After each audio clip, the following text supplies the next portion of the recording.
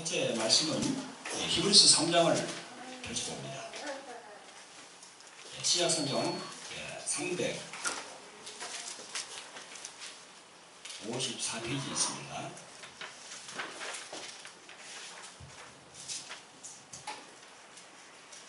히브리서 3장 7절로 13절까지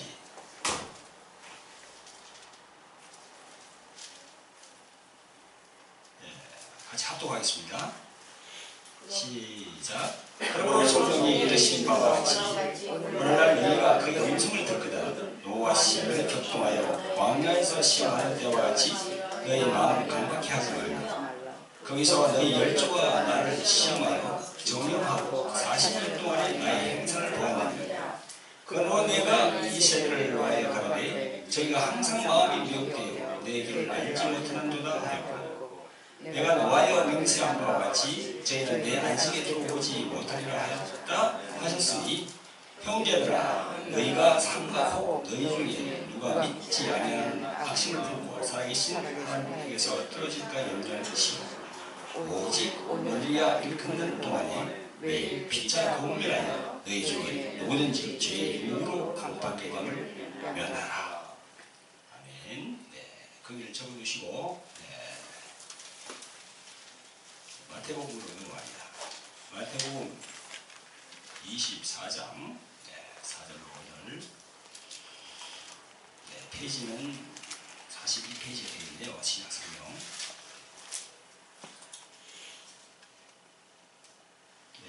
마태복음 24장 4절로 5절 같이 합독합니다. 시작. 예수께서 대답하여 가시되 너희가 사람의 미혹을 받지 않도록 주의하라. 많은 사람이 내 이름으로 와서 이르되 나는 그리스도라 하여 많은 사람을 미혹해 하리라. 다시 한번 읽겠습니다. 4절 5절 시작. 예수께서 대답하여 가시되 너희가 사람의 미혹을 받지 않도록 주의하라. 많은 사람이 내 이름으로 와서 이르되 나는 그리스도라 하여 많은 사람을 미혹해 하리라. 아멘. 기도하겠습니다. 자비로 보내오신 아버지 하나님, 귀하고 복된 주의 날을 저희들에게 허락하심을 감사합니다.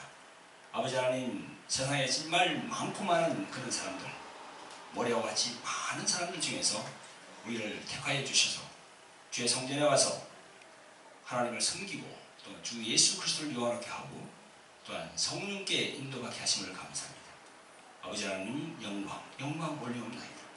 아버지 하나님, 이 시간도 이 하나님의 말씀을 듣기를 위해서 또한 마음에 넣기를 위해서 오신 우리 하나님의 자녀들 축복하여 주시기를 간절히 원합니다. 또한 아버지 하나님, 이 부족한 종이 이 시간 하나님의 말씀을 들고 섰습니다. 아버지 하나님, 제 입술을 주장하여 주시고 세상 말이나 혼적인 말은 거두어주시고 오로지 성경에 있는 말씀으로 성도들에게 정말 마음에 잘 박힌 못이 될 수 있도록 주님, 제 입술을 주장하여 주시옵소서. 오 주님 감사하고 예수님 이름으로 기도합니다. 아멘. 할렐루야. 예수님이 부활하신 주일을 기념하고 하나님께 영광을 돌리려고 나오신 성도 여러분들을 주님의 이름으로 환영합니다. 할렐루야. 오늘 주님께서 주신 말씀은 히브리서 3장 7절로 13절과 또 마태복음 24장 4절로 5절 말씀입니다. 오늘 선포 제목은 사람의 미혹을 주의하라. 그런 제목으로 여러분들과 함께 은혜를 받겠습니다. 여러분, 먼저 히브리서 3장에 나온 이 7절부터 13절까지의 이 말씀은 그 출애굽기에 잘 나오죠, 그죠?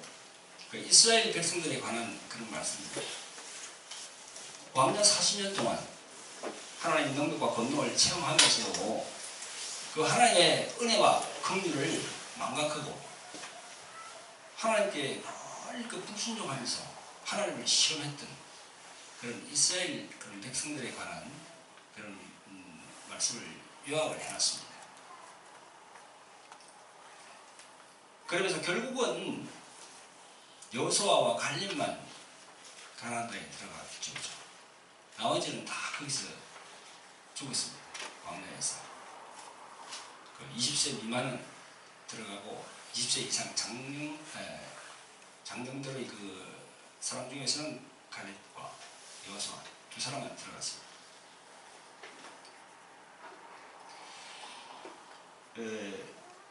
이런 그 여러 가지 그 상황을 우리가 볼 때 신약을 살고 있는 우리들에게 이런 성경의 말씀은 참 여러 가지 그 의미를 많이 내포하고 있다고 생각이 됩니다. 근데 오늘 보니까요, 이 본문에 눈에 들어오는 단어가 있습니다. 미혹입니다. 미혹. 미혹을 받지 말라. 네, 마태복음에도 보면 미혹을 받지 말라.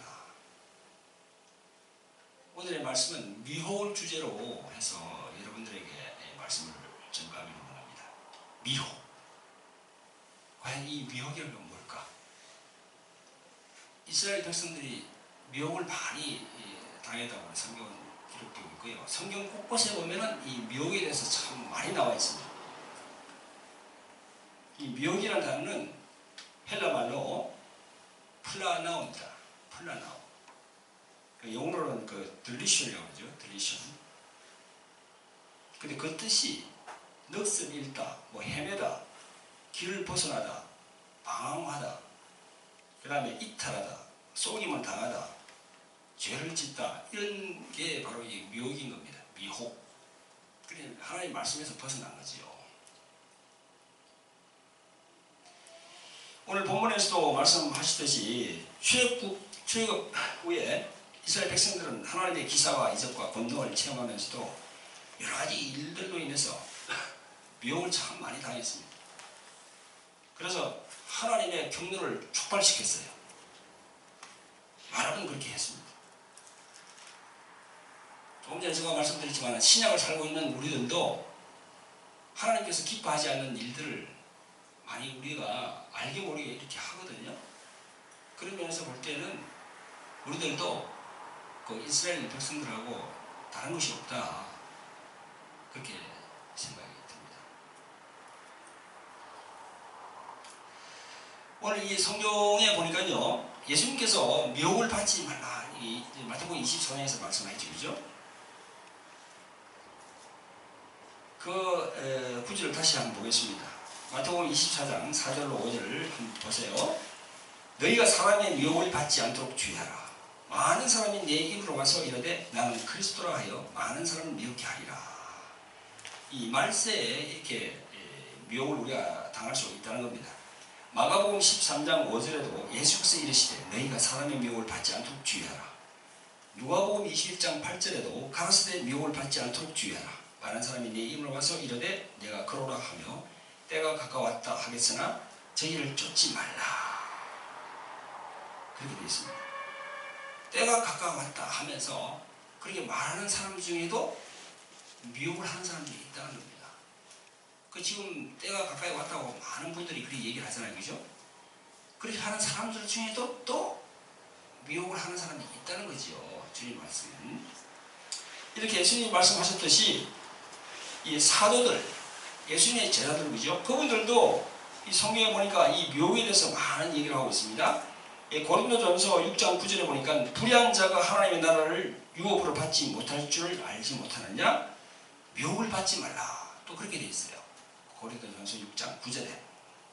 또 야고보 사도는 야고보서 1장 14절 15절에 보니까요, 이렇게 말씀합니다. 오직 각 사람이 시험을 받는 것은 자기 욕심에 끌려 미혹됨이니 욕심이 잉태한 적 죄를 낳고 죄가 장성한 적 사망을 낳느니라. 이렇게도 말씀하고 있습니다. 사람의 미혹은요, 그게 바로 시험이 온다는 겁니다. 그리고 그 원인은 자기 욕심이라는 거예요. 자기 욕심, 자기 아집, 자기 욕망, 자기. 우리는 이 자기 의가 너무나 강하잖아요. 그래서 예수님께서는 자신을 부인하고 자기 십자가를 지라고 하는 그 말씀이 바로 우리가 너무 자기 의가 강하기 때문에, 자기 열심이 강하기 때문에 자기 위주로 산다는 거지요. 자기 위주로. 우리 크리스천들도 그렇잖아요. 교회에 나와서 예수님을 믿고 성령께 인도한다 하지만 내 의가 강하면은 교회에 해를 끼쳐요. 그게 자신도 모르게 그래서 주님께서는 계속 너를 부인하고 십자가를 져라 그렇게 하거든요. 너를 낮추라는 겁니다.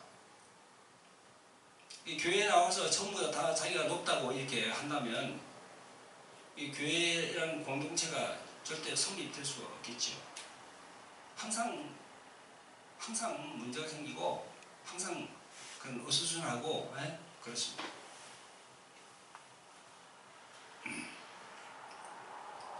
그래서 우리가 이 신앙생활 과정에서도 주님께서 기뻐하지 않는 일들을 우리도 모르게 할 수가 있어요. 하고 나면은 이게 주님께서 기뻐하지 않는 일이구나 이게 깨달을 때가 참 한두 번이 아닙니다. 우리 믿는 자들도 미혹될 수 있다고 그렇게 성경은 말씀하고 있거든요. 그게 어디 있냐면요. 디모데전서 4장 1절로 2절에 있습니다. 그러나 성령이 밝히 말씀하시기를 후일에 어떤 사람들이 믿음에서 떠나 미혹해하는 영과 귀신의 가르침을 쫓으리라 하셨으니 자기 양심이 화인맞아서 외식함으로 거짓말을 하는 자들이라. 이렇게 믿음에서 떠나서 미혹해하는 영과 귀신의 가르침을 쫓는다는 거예요. 우리 믿는 사람들도 성경에 그렇게 기록하고 있습니다. 그리고 예수님께서 말씀하셨어요. 마태복음 24장 24절에 할 수만 있으면 택하신 자들도 미혹하게 하리라. 할 수만 있으면 가능하면 그렇게 미혹을 한다는 겁니다. 그래서 우리가 교회를 나와서 주님의 말씀을 듣고 신앙생활을 하고 있죠. 그러나 이게 미혹될 수가 있다는 겁니다. 생각을 통해서 이 마음을 통해서 미혹될 수가 있다는 거죠. 자, 사랑하는 성도 여러분, 우리들이 미혹을 당한다고 할 때 이 미혹은 어떤 그런 영적인 의미가 있을까요? 그걸 우리가 좀 이렇게 상고를 해봐야 되겠죠? 미혹. 자, 이 미혹이 그냥 명사로 있을 때는 이렇게 사람을 거짓되게 하고 이게 아까 내가 말씀드린 것처럼 그죠? 속이고 그런 부분들이 있는데 그게 미혹의 영이라고 붙으면은 그들의 세력이 붙는다는 겁니다. 미혹의 영.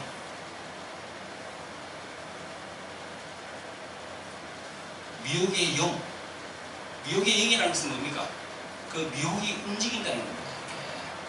그냥 미혹 명사로 있을 때는 움직이지 않아요. 그러나 미혹의 영 그러면은 그게 미혹이 움직인다는 거예요. 누구를 통해서요? 사람을 통해서 움직인다는 거죠. 움직이는 실체가 있다는 거예요. 그 뒤에. 근데 이런 부분들을 얘기를 하면요. 우리가 합리주의적이고 이성적인 사람들은 이런 걸 믿지는 않아요. 합리적이고 이성적인 사람들은 이 보이는 것만 믿거든요. 보이지 않는 건 믿지를 않아요. 그래서 성경이 잘 믿어지지 않는다는 겁니다. 그래서 사회에서 공부를 많이 할수록 대학교를 지나가고 대학원을 오고 우선 박사학위를 몇 개씩 받고 또 열심히 공부를 잘해서 판사, 검사가 되는 사람들 그죠? 그런 분들이 이 성경 말씀이 잘 믿어지지 않아요. 그러니까 그런 분들은 이 이성적이고 합리적인 걸 요구하거든요. 뭔가 드러내봐라 그러거든요. 정보를 드러내봐라. 그러면 내가 믿을게. 근데 성경은 그걸 원하지 않아요. 그냥 믿으라고 하는 겁니다. 믿음이라는 게 무엇이 믿음일까요? 믿음이라는 것이 보이지 않는 것을 보이는 것처럼 믿는 것이 바로 그게 믿음이에요. 그게 합리적인 것, 이성적인 것이 들어갈 수가 없어요. 그래서 미혹의 영 할 때는 동사가 된다는 거예요. 미혹을 하는 그런 어둠의 세력이 나에게 온다는 겁니다. 생각을 통해서, 감정을 통해서. 이걸 다 우리가 판단을 다 해, 영분별을 잘 해야죠. 근데 성경을 통해서 보면은 이 미혹의 영이 어디서부터 나옵니까? 창세기부터 나와요. 창세기부터. 에덴 동산에서 아담과 하와를 미혹한 사건부터 나옵니다. 그게 보면 뱀이 노잖아요. 뱀을 형상화시키잖아요. 미혹의 영은 보이지 않는데 보이는 뱀을 형상화시켰어요. 그래서 창세기에 뱀이 유혹한다고 그렇게 되어 있어요. 그게 바로 영적이라는 겁니다. 그게 바로 영적이라는 거예요. 아니 병원에 가서도 병명이 나오질 않고 아무리 엑스레이 무슨 MRI 뭐 다 찍어도 나오질 않는데 근데 몸이 계속 아프다는 겁니다. 그럴 때 우리는 뭐라고 합니까? 아, 이게 영적이다. 보이지 않는 무슨가 뭔가 이렇게 영향을 받고 있다는 거죠. 내가 그걸 여러분들이 아셔야 됩니다. 교회를 10년, 20년, 30년 다니면 뭐합니까? 그런 영적인 부분에서 이 영의 예민함이 열려야 되는데 안 열리면은 계속 그 상태로 갈 수밖에 없다는 거죠. 창세기 3장 1절로 사진에 보면요. 여호와 하나님의 지으신 들짐승 중에 뱀이 가장 강교하더라 이랬어요. 뱀이 가장 강교하더라. 이게 뱀이 이게 마귀입니까? 그럼 지금 현재 이 땅에 있는 뱀을 다 잡으면 마귀가 없어지겠는데요? 그게 아니고 이 뱀을 형상화시켰다는 거예요. 형상 하나님께서 있다는 겁니다. 있다는 거예요.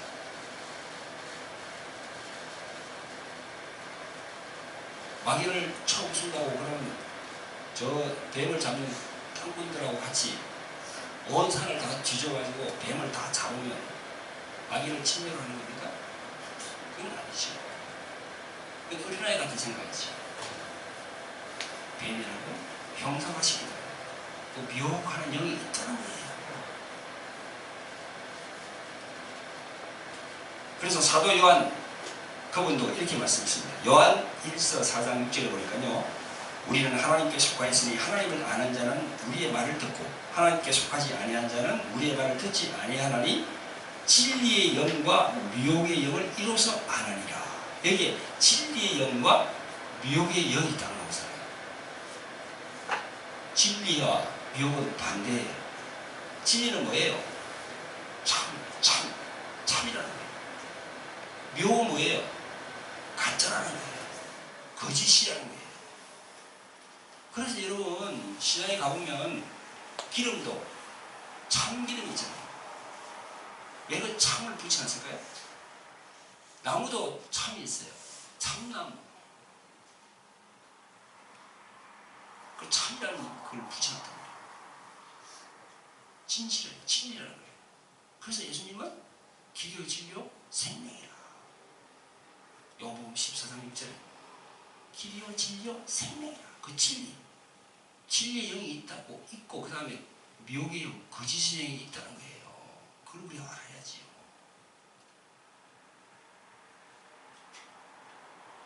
지금 동영상을 보시는 여러분들 정말 진리의 영과 이 미혹의 영, 거짓의 영이 있다는 것, 그걸 우리가 성경적으로 이렇게 깨달아야 돼요. 그걸 깨닫지 못하면 계속 속아야 됩니다.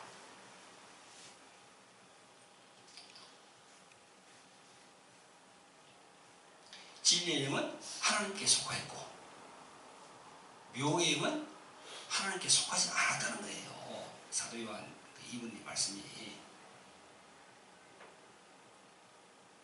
그래서 다시 말하면 미혹의 영이라는 것은 아담과 하와를 불순종하게 만든 그 타락한 천사, 그 사단의 영이라는 거지요. 그 사단의 영이 이 지금 지구상에도 내려와 있어요. 성경은 그렇게 말씀하고 있거든요. 그래서 이 세상의 임금이 누구라고 합니까? 요한복음 8장 33절. 이 세상의 임금이 누구라고 합니까? 세상의 임금이 각 나라마다 대통령, 왕들이 다 있죠. 우리가 볼 때 눈으로 보이는 사람들은 그 사람들이 왕이고 대통령이에요. 그러나 영적으로 볼 때는 있다는 거예요. 사단이 왕으로 답니다.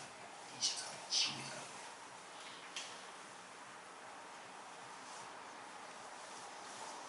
자, 우리가 사랑하는 성도 여러분, 우리들 신자들의 일상의 삶에서도 우리가 미혹을 당할 수가 있어요. 정치, 경제, 사회, 종교적으로. 우리가 다 접목이 되어 있지 않습니까? 우리가 홀로 살아가는 것이 아니거든요. 정치, 사회, 경제 다 이렇게 우리에게 직간접적으로 다 이렇게 오게 돼 있어요. 우리가 지하철 타든지 병원을 가든지 무슨 도서관에 가든지 무슨 병원에 가든지 다 이렇게 연결되어 있습니다. 예? 다 연결되어 있어요. 직간접적으로. 자, 그런데 제일 문제가 되는 것이 물질 관리예요. 우리 성도들에게 물질 관리가 크게 대두된다는 거죠. 이 물질 보이는 물질, 돈 문제죠, 그죠? 이걸 제대로 관리 못하면요, 자기 삶이 파탄이 오는 거예요.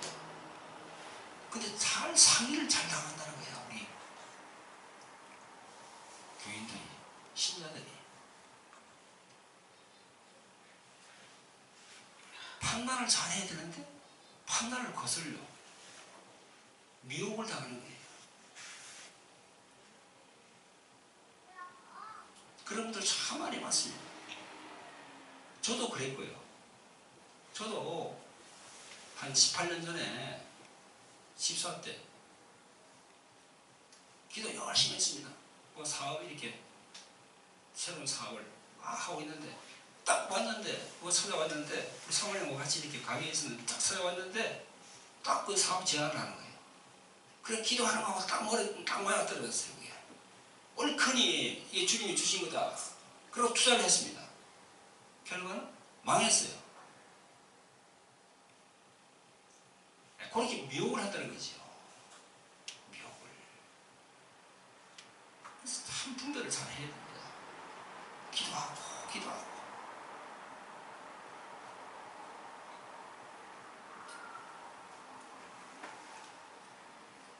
기도하고 기도하면서 마음에 평강이 없을 때는 그 문제에 대해서 이건 결정을 내리면 안 돼요. 평강이 있을 때까지 이렇게 기도하면서 주님께 이렇게 성령님께 물어봐야 된다는 거죠. 그건 나중에 이제 제가 이게 몇 가지로 요약해서 말씀을 드리겠습니다. 참 그런 분들 참 많이 봤습니다. 허황된 걸 요구한다는 거죠. 상대방이 나에게 허황된 이런 걸 얘기하는데 그게 믿기진다는 겁니다. 에? 다단계 그것도 그렇잖아요. 다단계도 그게 마귀가 이렇게 뒤에서 조종하는 거거든요. 많은 사람들 이렇게 해서 많은 사람들을 그 고열, 피를 빠는 거예요. 그게. 그래서 자기가 착복하는 거예요. 그게. 그러면서 그러면 뭐 몇 년간 열심히 일하면은 나중에는 뭐 한 달에 200만 원, 300만 원 막 나온다고 미혹하는 거예요. 그게. 매달 300씩, 400씩 이렇게 나온다고 그러면 그 호함된 그 생각, 그 물질 온다는 그 생각 때문에 모든 이런 이 판단 능력이 상실되는 거예요. 그게. 어떤 분은 3천만 원, 4천만 원 투자하면 뭐 3억씩, 10억씩 정모해서 준다고. 그런데 이제 혹하는 거예요. 우리 교인들이. 세상에는 공짜가 없어요. 세상에는 공짜가 없습니다.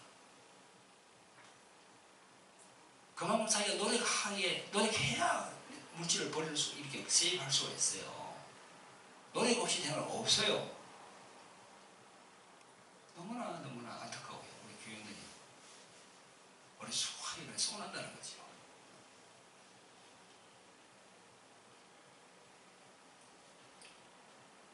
야고보서 1장에 보면 14절부터 욕심이 잉태한 적 죄를 낳고 죄와 장성한 적 사망을 낳느니라. 이 말씀이 이게 딱 맞는 거죠. 그 욕심, 허황된 그 욕심, 그것 때문에 영분별을 못하는 거야. 그리고 인생 모아놓은 돈을 다 그냥 성도시 다 뺏기고,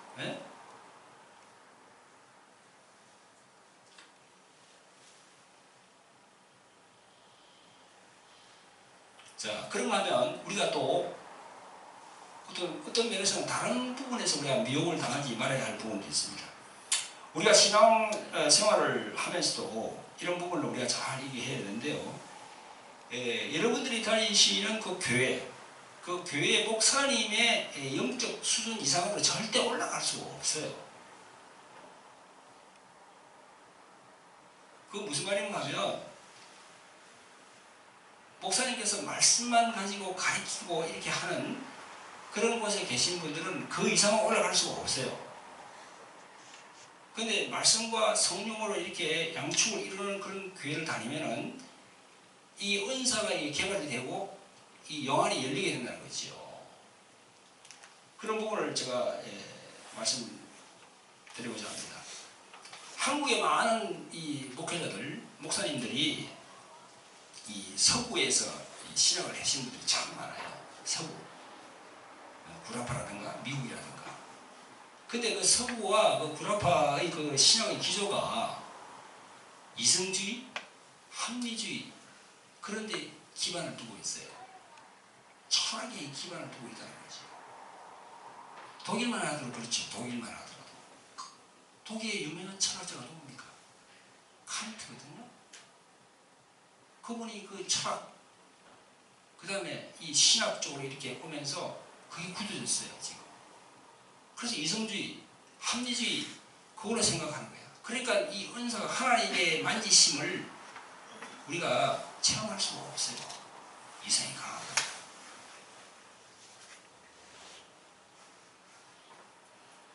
그래서 목사님이 그런 사고방식에 젖어 있는 목사님이 말씀 중심, 가르침 중심, 이거는 참 잘합니다. 그런데 카리스마가 뭐죠? 은사가 헬라말로 카리스마예요. 은사라는 것이 카리스마라는 겁니까? 저거는 카리스마가 있어. 그럼 저거는 하나님의 받은 은사가 있어. 그런 이야기입니다. 물론 가르치는 은사도 있고 말씀을 전하는 은사도 있죠. 그러나 이 21세기를 사는 이 시점에 와서 생각해 볼 때 그것만 가지고는 절대 안 됩니다. 성령이 주시는 은사가 있어야 돼요. 제가 항상 얘기하듯이 말씀과 성령 양축을 이루려고 부단히 노력을 해야 됩니다. 성령의 체험을 그 목사님이 받아야 돼. 할렐루야.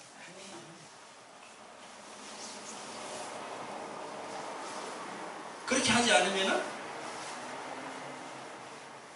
말씀을 가르치더라도 잘못 가르칠 수가 있어요. 자, 예를 들면 우리가 신앙에서 신자가 귀신이 들릴 수 있느냐 없느냐 이 문제를 여러분들 어떻게 생각하십니까? 우리는 이 성경과 이 교회사를 통해서 쭉 훑어볼 때 성도들 가운데서 죄에서 벗어나지 못하고 있는 사람들을 적잖게 많이 봅니다. 이 죄에서 벗어나지 못하고 있는 분들은 그 뒤에 누가 있어요? 하나님이 계십니까? 그 뒤에 예수님이 계십니까? 아니거든요. 죄에서 벗어나지 못하는 분들 그 뒤에는 악한 사단의 세력이 딱 버티고 있어요.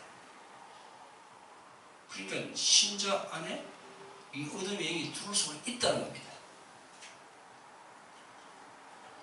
그런데 많은 성도들은 신자들이 귀신이 들릴 수가 없다.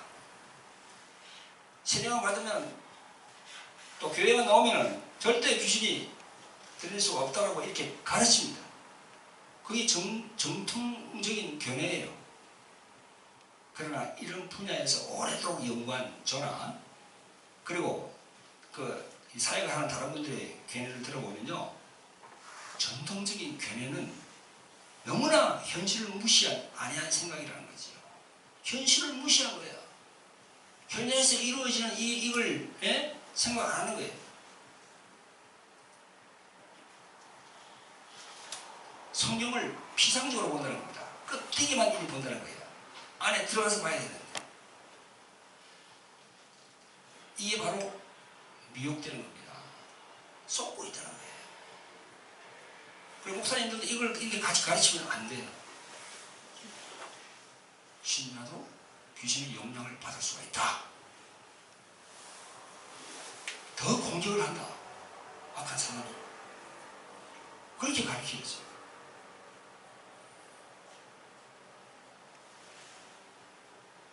그러니까 실제로 자기 안에서 어둠의 세력이 이렇게 준동하는데도 그런 설교나 그런 가르침을 들은 사람들은 그게 맞다고 생각하니까 안에 있는 걸 인식을 하지 못해요.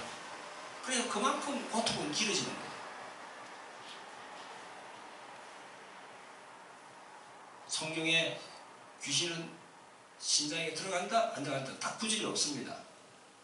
그런데 그 예수님이 하신 그걸 보면은 정황을 보면은 다 그 예수 믿는 사람들이 안에 예수님을 인정하는 사람들 안에 귀신이 들어있는 거야.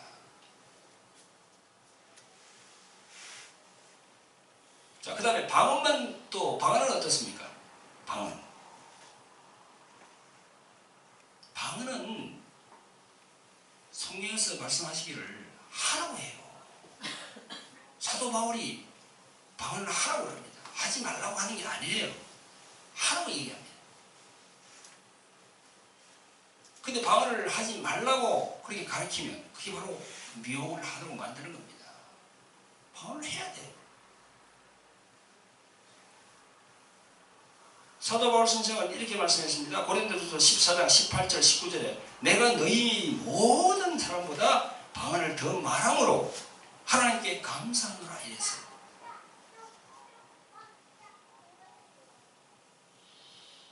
근데 많은 목사님들이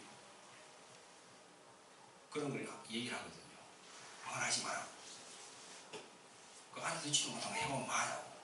그 바로 미혹을 시키는 거예요.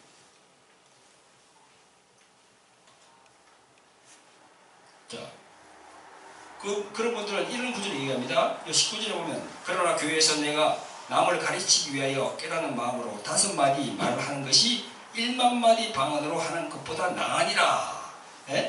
이 구절을 가지고 방언보다 그냥 5마디 그게 낫다고 얘기합니다. 이거는 바울 사도 그분이 왜 이걸 적어놨냐 그러면요, 계속 방언만 막 하니까 시도 때도 없이 막 방언만 하고 막 그러니까 절제를 하라는 겁니다. 절제를 해서 가르칠 때는 말로 가르치고, 그 다음에 너가 신앙의 성장을 위해서는 너가 방언을 하고, 그래서 성경을 보면 공적인 방언과 사적인 방언이 딱 나와 있어요.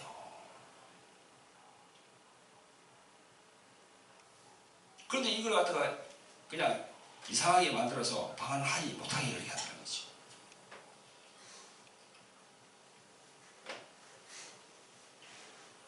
그리고 어떤 사람들도 이런 얘기를 합니다. 방언을 하지 말라는 데다가 이제 이런 말씀을 끼웁니다. 여기 보면 고린도전서 13장에 보면 나오거든요. 8절부터 사랑은 언제까지든지 떨어지지 아니하나 예언도 패하고 방언도 거치고 지식도 패하니라. 우리가 부분적으로 알고 부분적으로 예언하니 온전한 것이 올 때는 부분적으로 하는 것이 패하리라. 이 구절을 들어내면서 온전한 것이 올 때 이걸 갖다가 온전한 것이 올 때 이걸 갖다가 예수님의 초림으로 보는 초림. 예수님이 오셨으니까 이제는 방언도 패하고 예언도 패하고 다 패해야 된다는 겁니다. 여러분, 이 온전한 것이 올 때 이 구절이 초림을 말합니까? 이건 재림이에요, 재림. 이걸 누가 얘기를 많이 하면요, 이 세대주의 신학을 하는 분들이 그렇게 말해요. 세대주의 신학을 하는 분들이 엄청 많습니다. 미국에도 가보세요. 세대주의 신학 하는 분들 엄청 많아요. 한국도 많고요. 세대주의, 이 세대를 끊는다는 겁니다. 이렇게 천년시를 끊어서 이렇게. 그래서 2000년 전에 그때는 끝났다는 거야. 초림했으니까. 그래서 이 세대주의 신학을 하신 분들은 이런 성령 사역 하는 사람들을요, 몸 무당처럼 귀신을 쫓는다고 그렇게 서슴없이 얘기하면서 성령 해방죄를 짓는다는 거지. 정말 조심해야 되거든요. 가만히 계시면 되는데 입을 통해서 말을 해서 화를 자초하는 겁니다. 이게 바로 미혹이에요. 미혹을 시킨다는 거예요. 성도들에게. 보세요. 방언을 하라고 하는 것은 성령의 기록이 되어 있는데 우리가 이런 사역을 해보면요. 가슴이 답답한 사람이 얼마나 많은지 모릅니다. 가슴이 답답해가지고 가슴이 뻥 뚫혀야 되는데 근데 방언을 시켜보세요. 팍 하면서 막 방언을 탁 튀면서 이 가슴에 며칠에 뻥 터지거든요. 그럼 방언을 하지 말라고 그러면 이제 계속 그렇게 가슴에 이 엉어리를 그냥 안고 살아가는 겁니다.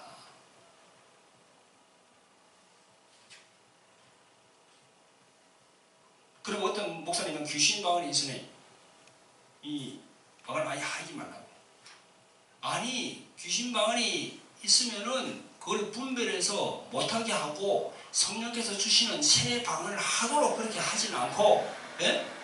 못하게 그냥 아예 자물쇠로 잠가버리게 만들어요. 그게 연자벨트를 내고 빠뜨리는 거하고 똑같다고 하는 거지.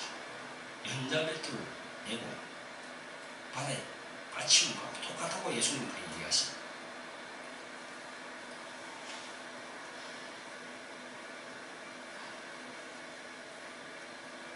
자, 또 어떤 목사님은 우울증은 병이니 우울증으로 자살하는 사람도 천국에 갈 수 있다고 그렇게 얘기합니다.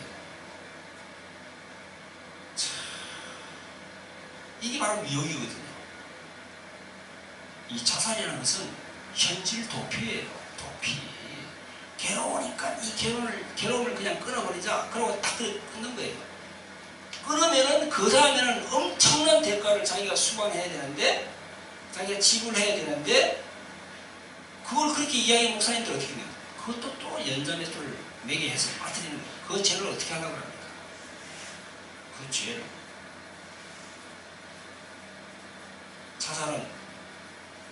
자살한 사람은 천국 갔다 지옥 갔다 그게 성경에 기록이 안 돼 있어요. 그런데 전반적으로 다 훑어보면요. 그 주신 생명이 누가 줬습니까? 하나님께서 생명을 주셨잖아요.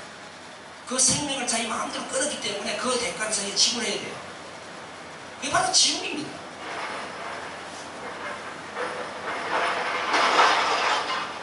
그러니까 우울증으로 이렇게 병이니까 아무런도 죽은 사람들하고 똑같이 이렇게 비교해서 이렇게 말하는 것은 그걸 미혹시키는 거예요. 그렇게 말하는 목사님들 나중에 큰 그게 아마 주님을 더 받을 겁니다. 아니 생명을 줘야지 자꾸 사망을 주면 어떡합니까? 또 어떤 목사님은 설교 중에 우울증으로 고생하는 사람들 갖다 단계로 나눠가지고 어떤 시점을 기준을 줘서 그 시점을 넘어간 사람들은 고치 깃들이가 그냥 포기해야 된다고 그런 쪽으로 설교를 하는 사람이 있는 것 같아요. 아니 그런 설교가 참남한 설교지 그게 아니, 지명도가 있는 목사님이 그렇게 하면 됩니까? 사망을 주면 됩니까? 생명을 줘야지. 소망을 줘야지. 그런 단계가 정해진 게 성경에 어디 있습니까? 성경은 철저히 믿음을 강조합니다. 믿음. 내 믿음이 너를 구원했다라고 이렇게. 여러분 성경에 보면 다윗도 우울증 환자였어요. 거기도 시편에 봐봐요. 시편에 계속 괴로워서 그냥 하나님께 막 고합니다. 다 모세도 그랬어요.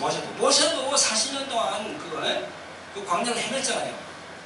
40세 때 그래서 다시 가서 40년 동안 있다가 다시 80세에 와서 또 이렇게 40년 또 중에 일을 하고 120세 소천했잖아요. 그죠? 아, 그분도 40년 동안 우울증 환자였다니까. 괴로웠어요. 자, 그 다음에 엘리야. 여러분 잘 아시죠? 열왕기상 18장에 나오잖아요. 엘리야도. 아, 그분도 우울증 환자였다니까. 괴로워서 그냥 주님 나 죽겠나이다 하고 그냥 다 아시잖아요. 그래도 다윗, 모세, 엘리야 다 승리했어요. 할렐루야. 승리했다니까요. 그럼 그분들 얘기를 하면서 승리한다고 이렇게 해야지 뭐 단계를 정해서 뭐 이 단계 되면 도저히 고치지 못한다고. 그런 참담한 설교가 어디 있어요? 인천에 계신 어떤 분이 그런 거 지명도가 있는데 이름 안 하겠습니다. 소망을 주는 설교를 해야죠. 소망. 예? 그럼 그렇게 단계가 됐다고, 예? 뭐 1단계, 2단계, 3단계, 4단계 뭐 단계는 뭔지 모르겠는데, 그런 사람들이 그 사람의 그분의 그 목사님의 설교를 들었을 때 어떻게 할까요? 나는 아니네, 나는 끝났네, 나는 끝났네, 자살하고 하는 거지. 아예 포기하는 거지. 포기. 사랑하는 성도 여러분, 예수님은 마태복음 18장 6절에서 7절에 무슨 말씀을 하신 줄 아십니까? 이런 말씀을 하신 적이 있습니다. 누구든지 나를 믿는 이 작은 자 중 하나를, 나를 믿는 이 작은 자 중 하나라고 그랬어요. 예수를 믿는 사람이에요. 신자예요, 신자. 하나를 실족해 하면 차라리 연자맷돌이 그 몸에 달려서 깊은 바다에 빠뜨리지는 것이 나으니라 했어요. 더욱더 연자맷돌을 그 사람 몸에다 채워서 깊은 바다에 던지는 거야. 도저히 헤어나지 못하도록. 문제에서도 하지 말라고 그러면 똑같아요. 연자맷돌을 내는 거하고 똑같아요. 성경이 하라고 했는데. 그죠? 우울증 문제도 마찬가지입니다. 그렇게 설교하면은 연자맷돌을 매게 하는 거야. 그 사람으로 하여금. 그러면서 나중에 예수님께서 뭐라고 합니까? 실족하게 하는 일들이 있음으로 말미암아 세상에 화가 있도다. 실족하게 하는 일이 없을 수는 없으나 실족하게 하는 그 사람에게는 화가 있도다. 화가 있도다.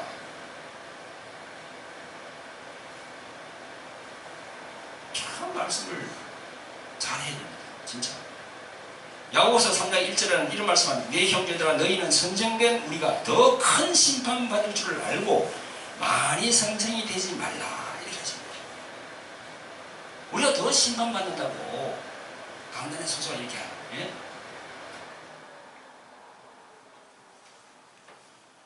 우리가 겸허하게 생각을 하고, 살릴 것인가 죽일 것인가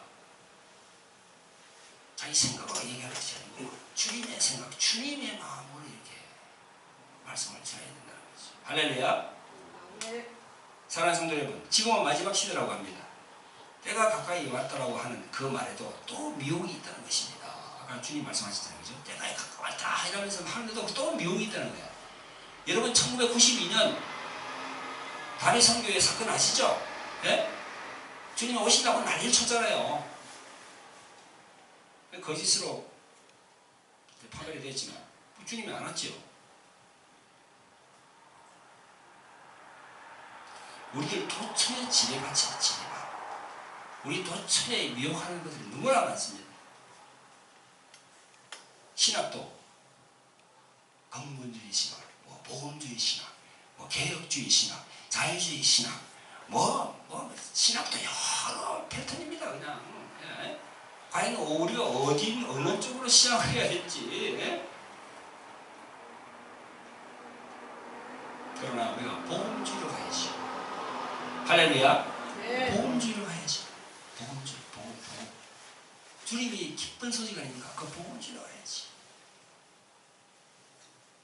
삼위일체 하나님, 그건 우리가 무너지면 안 되지. 절대 무너지면 안 되지. 요한계시록 풀이하는 것도 참 뭐 보면 많습니다. 휴에 대한 것도 뭐 3년만 이전에 되니 뭐 3년만 후에 되니 뭐, 예? 그죠? 그 다음에 천년왕국 또 전천년설, 후 천년설, 무천년설 엄청 이렇게 갈라지면서 우리들이 참 어느 걸 이렇게 택해야 할까?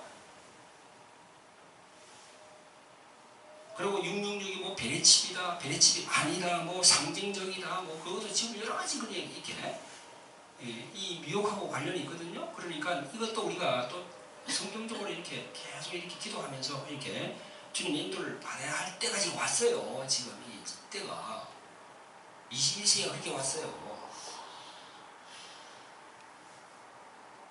아니 우리가 지금 60년 전 그 시대 살고 있습니다. 60년 전에는 6.25 동란이 일어난 시대 아닙니까? 남북이 전쟁을 하던 시대야. 자 지금 보세요. 그때와 지금 비교해보세요. 너무나 좋은 시대에 살고 있어요. 그러면서 여러 가지로 이 돌아가는 현상이 마지막을 알리는 그런 사인이 계속 오고 있는 거지. 영분별을 잘 할 때입니다. 지금 우리가 알다시피 기존적으로 우리가 알고 있는 여호와의 정인, 통일교, 신천지, 구원파, 또 하나님의 교회, 안상홍무죠. 이런 단체 말고도 기존적인 교회에서도 이게 이제는 종교 다원주의, 종교 혼합, 이게 기존적인 교회도 쑥 들어와가지고 이제 이렇게 우리를 눈을 흐리게 하는 그런 사건들이 자꾸 지금 생깁니다. 지금. 그러니까 정신을 바짝 차려야 돼요. 말세의 징조가 계속 보이고 있으니까. 사랑하는 성도 여러분, 이제 우리가 이 미혹을 당하지 않고 최후까지 승리해서 주님이 기뻐하는 그 삶을 살고 새 예루살렘 성, 요한계시록 21장에 보면 새 예루살렘 성이 있어요. 우리는 거기에 가야 돼요. 거기. 그 새 하늘과 새 땅이라고 그러잖아요. 그죠? 거기에 가야 되거든요. 그 21장에 보면은요, 가로, 세로, 높이 다 나와 있어요. 예? 2300km 가로, 2300km 또 세로, 높이가 2300km. 그 스타디온으로 표기해놨죠, 그죠? 거기 가야 된다니까, 우리가요. 거기는, 제가 항상 얘기하잖아요. 3차원의 세계가 아니라고. 3차원의 세계는 시간과 공간이 흘러가는 세계지만, 거기는 4차원 이상의 세계예요. 시간이 정지되어 버렸어. 거기 주님이 계신다니까? 거기 가실랍니까? 안 가실랍니까? 가면 가고 말면 말이에요? 그거 가야지, 우리는. 가야지. 가야지. 자, 이제 마지막으로 여러분들에게 당부하는 말씀을 드리고 끝내도록 하겠습니다. 자, 우리가 미혹을 당하지 않으려면 어떻게 해야 되냐? 첫째로 하나님의 말씀을 가까이 해야 됩니다. 그 말씀을 삶에 적용하고 영분별을 해봐야 됩니다. 하나님의 말씀이 중요한 거예요. 이 텍스트의 기본이 하나님의 말씀이에요. 자, 두 번째, 보이는 물질 세계가 전부가 아니라 보이지 않는 영계가 있다는 걸 여러분이 아셔야 돼요. 보이는 이 물질 세계, 이 보이는 눈으로 보이는 이게 다가 아니에요. 영계가 있다는 게 영계. 그 영계가 있다는 것은 영적 존재가 있는데 성경은 철저하게 세 영적 존재에 대해서 얘기한다는 거죠. 첫째, 하나님. 그 다음에 인간. 짐승이 아니에요. 그 다음에 인간이 인간, 사람이 사람. 그 다음에 뭡니까? 마귀가 있다는 거예요. 마귀가. 사단이 있다는 거예요. 세 가지 영적 존재에 대해서 여러분들이 공부를 하셔야 돼요. 그래야만이 이 영이 열려요. 그래, 보이지 않는 영적 세계에 있구나. 그렇다 해서 보이는 이 세계를 또 무시해서는 안 돼요.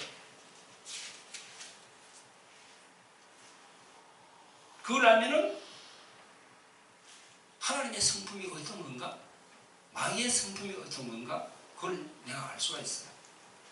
영분별을 알 수가 있어요. 자, 세 번째. 모든 미혹과 시험은요, 사랑으로부터 옵니다. 사랑으로부터 와요. 그걸 아셔야 돼요. 그래서 오늘 설교 제목이 뭐라고 되어 있습니까? 사랑의 미혹을 주의하라. 사랑으로부터 온다니까요.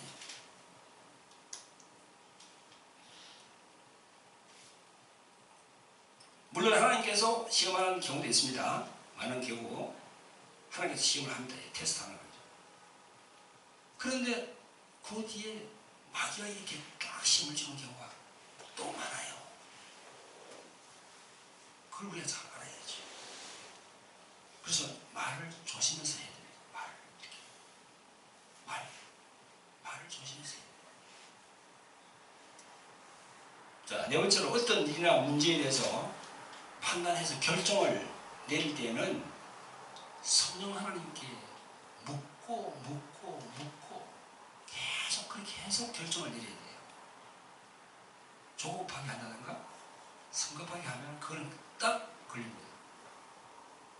만약 하고 난 다음에 딱 돌아보면 딱 그게 이게 조급하게 했구나. 성급하게 했구나. 물질 관리도 마찬가지고 모든 게 그렇습니다. 기도하면서 성령께 물어본다.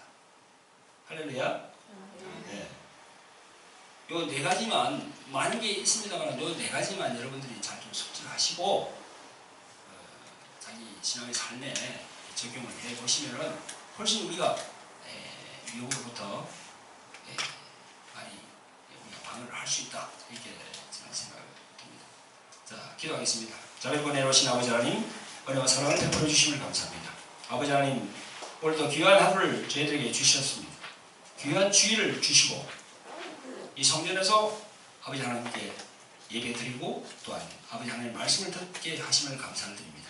아버지 하나님 오늘 특별히 사람의 미혹을 주의하라는 제목으로 우리 성도 여러분들과 함께 은혜를 나누었습니다.